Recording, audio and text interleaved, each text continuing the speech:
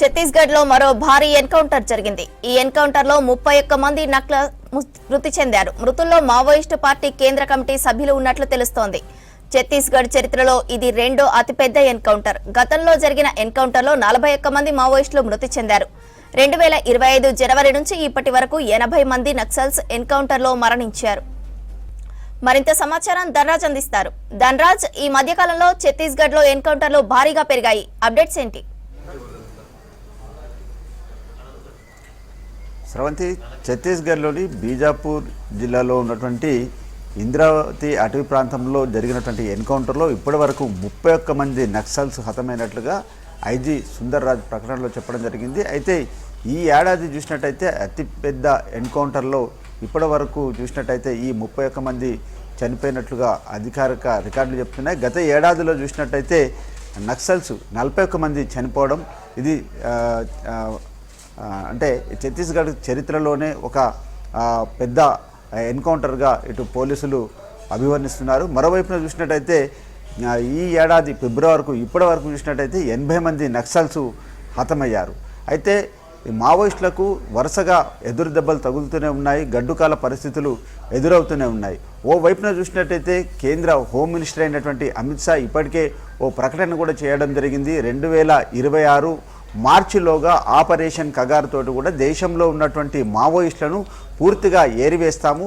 అంతేకాకుండా కూడా ఎక్కడైతే మావోయిస్టు ప్రభావిత ప్రాంతాలు ఉన్నాయో అక్కడ కూడా పెద్ద ఎత్తున పోలీసు బలగాలతోటి కూడా చాలా వరకు విరుచుకుపడుతున్నారు. మరోవైపున చూసినట్టయితే కేంద్ర పోలీసు బలగాలతో పాటుగాను ఆ స్టేట్కి చెందినటువంటి పోలీసు బలగాలంతా కూడా జాయింట్ ఆపరేషన్ కొనసాగిస్తూనే ఉన్నారు. ఓవైపున కూంబింగ్ ఆపరేషన్ కొనసాగుతున్నటువంటి క్రమంలోనే మొత్తం మీద ఈ రకంగా వరుసగా మావోయిస్టులకు చాలా వరకు శరాఘాతమే అని చెప్పొచ్చు. మరోవైపున వాళ్ళకు చాలా వరకు ఏదైతే అబూజ్మడ్ కేంద్రంగా ఉన్నటువంటి వాళ్ళ స్థావరాలపైన పోలీసులు చాలా వరకు పట్టు సాధించడం జరుగుతూ ఉంది. మరోవైపున చూసినట్టయితే అభివృద్ధికి సంబంధించినటువంటి పనులను కూడా ఇటు ఓవైపున గిరిజనులకు వాళ్ళ యొక్క చర్యలను మొత్తం జనాల్లోకి తీసుకుపోతున్నారు. మరోవైపున చూసినట్టయితే కూడా ఏదైతే గిరిజనులు ఏదైతే ఆదివాసులు ఉన్నారో వాళ్ళను పూర్తిగా పోలీసులు వాళ్ళ కంట్రోల్కి తీసుకోవడం జరుగుతూ ఉంది. అంతేకాకుండా అబూజ్మడ్ కేంద్రంగా ఉన్నటువంటి ఏవైతే 9 జిల్లాలు ఉన్నాయో సుక్మా, బీజాపూర్తో పాటుగాను కాంకేర్,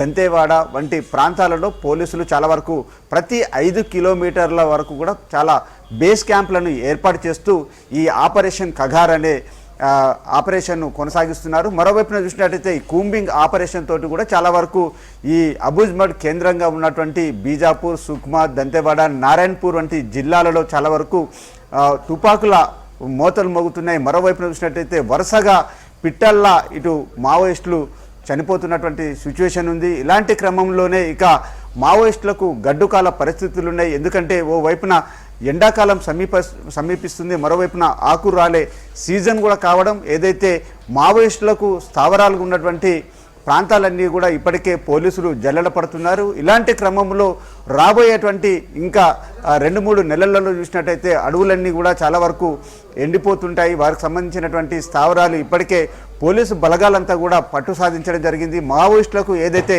కంచుకోటగా ఉన్నటువంటి అబూజ్మడ్ ప్రాంతంలో ఉన్నటువంటి జిల్లాలపైన ఇప్పటికే పోలీసు కేంద్ర బలగాలు, సిఆర్పిఎఫ్ బలగాలు కావచ్చు, ఓవైపున కోబ్రా బలగాలు, దాంతోపాటుగా ఎస్పీఎఫ్ బలగాలతో పాటుగాను ఇప్పటికే డిఆర్జీకి సంబంధించినటువంటి పోలీసు బృందాలంతా కూడా ఓవైపున కేంద్ర బలగాలతో పాటు ఛత్తీస్గఢ్కి సంబంధించినటువంటి పోలీస్ బృందాలన్నీ కూడా ఏకకాలంలో కూంబింగ్ నిర్వహిస్తున్నాయి. అంతేకాకుండా మావోయిస్టులను ఏరివేత చర్య దిశగానే ఈ ఆపరేషన్ కగారు కొనసాగుతుంది. కాబట్టి ఇక ఏదైతే ఇప్పటికే మారుతున్నటువంటి కాలానికి టెక్నాలజీ కూడా పెరిగింది. అంతేకాకుండా ఏదైతే మావోయిస్టు ప్రభావిత ప్రాంతాలు ఉన్నాయో ఆ ప్రాంతాలపైన డ్రోన్ల ద్వారా, అదేవిధంగా పైలట్ విమానాల ద్వారా పూర్తిగా పర్యవేక్షణ చేస్తున్నారు. అదేవిధంగా నైట్ మోడ్కు సంబంధించి విజన్ సంబంధించినటువంటి ఏదైతే గన్స్ ఉంటాయో వాటిని కూడా ప్రవేశపెట్టి ఈ కాల్పులు జరుగుతూ ఉన్నాయి. మరోవైపున మావోయిస్టుల స్థావరాలు ఏవైతే కూంబింగ్ సంబంధించినటువంటి కొనసాగుతున్న క్రమంలో ఇప్పటికే కొన్ని ప్రాంతాలలో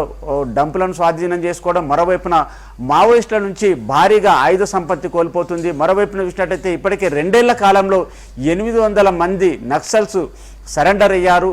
ఓవైపున ఈ ఏడాది ఇప్పటివరకు ఫిబ్రవరి వరకు చూసినట్టయితే 80 మంది నక్సల్స్ హతం కావడం, గత ఏడాదిలో చూసినట్టయితే 220 మంది నక్సల్స్ ప్రాణాలు కోల్పోవడం, ఇలా మావోయిస్టులకు సంబంధించిన వ్యవహారంలో మావోయిస్టుల పూర్వ వైభవం కోల్పోతూనే మావోయిస్టుల వాళ్ళ యొక్క ఉనికి కోల్పోతున్నారు. వరుస ఎన్కౌంటర్లతోటి కూడా ఇటు మావోయిస్టులకు ఎదురు దెబ్బలు తగులుతూనే ఉన్నాయి. శ్రవంతి.